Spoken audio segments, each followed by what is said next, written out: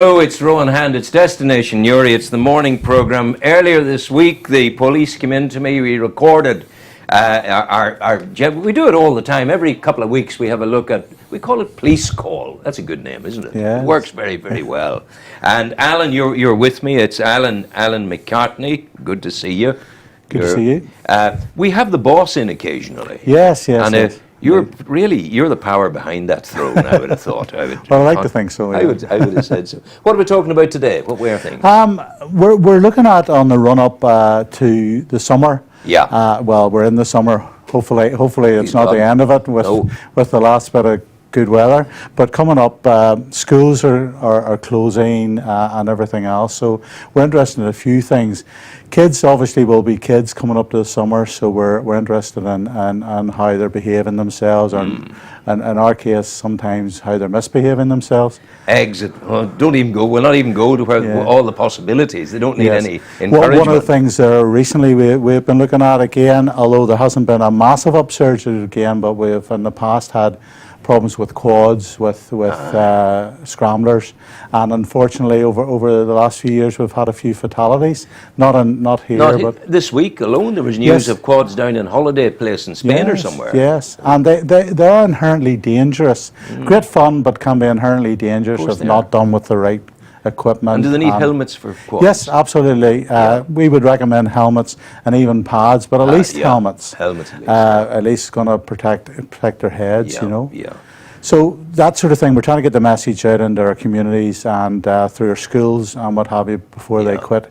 That there's nothing wrong with quads and scramblers if they're used sensibly under some sort of supervision. Because once that moment occurs, once that accident happens, you can't switch the clock back. Absolutely not. Absolutely not.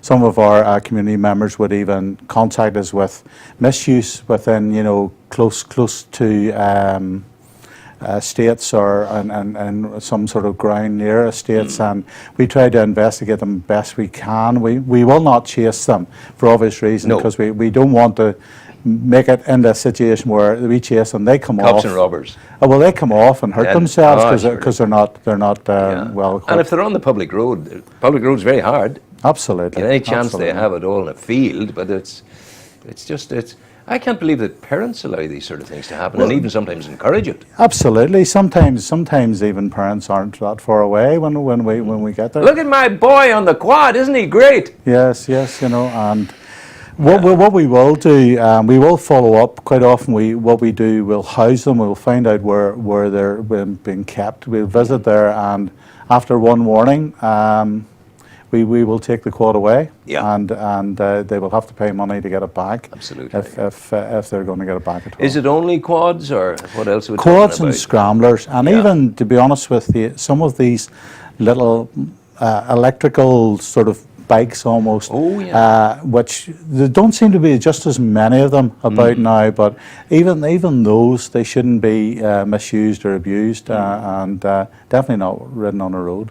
We had a woman sitting in here yesterday talking about joyriding up the Dublin Road, yes, the old, absolutely, you know where the hotel is, the Carrickdale. Yes. They're turning that into a joyriding track.